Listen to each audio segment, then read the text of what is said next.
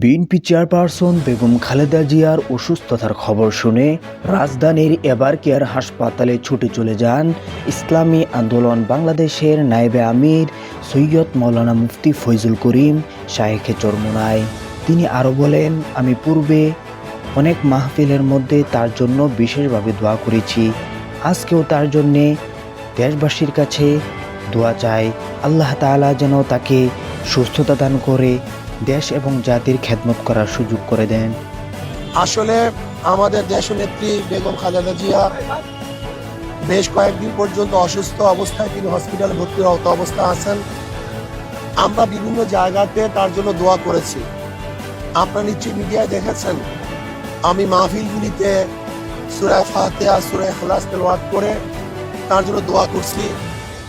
আমরা এখন আল্লাহর কাছে দোয়া করি, আল্লাহ যেন তাকে পরিপূর্ণ সুস্থ করে দেন এবং আগে যেইভাবে তিনি দেশের খেদমত করেছেন আমাদের মাঝে আবারও তাকে আল্লাহ পাক ফিরিয়ে দেন, যেন তিনি আবারও আপোষহীন ভাবে দেশের খেদমত আঞ্জাম দিতে পারেন এবং তার পরিবার পরিজনকে আল্লাহ পাক রব্বুল আলামিন ধৈর্য ধারণ করার তৌফিক দান করেন।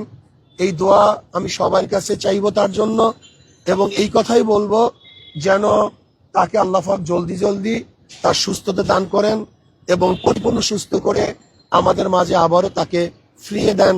এই দোয়া আল্লাহর কাছে আমরা করতেছি। আর আমি দেশবাসীকে বলবো যে আসুন আমরা সম্মিলিতভাবে সবাই ঐক্যবদ্ধভাবে এই দেশকে গড়ার চেষ্টা করি। এই দেশে সবাই আমরা থাকবো, কেউ আমাদের শত্রু নই, আমরা কেউ কারো শত্রু নেই, আমরা সবাই সবার বন্ধু।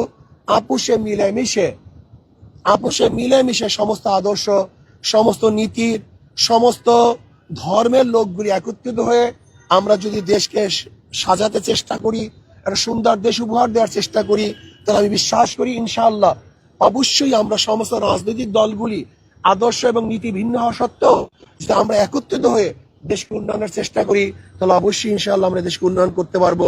আল্লাহ আমাকে এবং আমাদের সবাইকে এই দেশের কল্যাণের জন্য, দেশের ভালোর জন্য সবাইকে একত্রিত হয়ে কাজ করার তৌফিক দান করেন। এবং আমি অনুরোধ করব আমাদের বেগম খালেদা জিয়ার জন্য আমরা আল্লাহর কাছে দোয়া করব। আমি একটু দোয়া করি, আল্লাহুম্মা আমিন। আল্লাহ বেগম খালেদা জিয়ার পরিপূর্ণ শেফায়ে কামেল আজেলা নসিব করেন, আল্লাহ জলদি সুস্থতা দান করেন এবং আল্লাহ সুস্থতা দান করে আমাদের মাঝে আবারও ফিরিয়ে দেন যেন তিনি দেশে খেদমত করতে পারেন।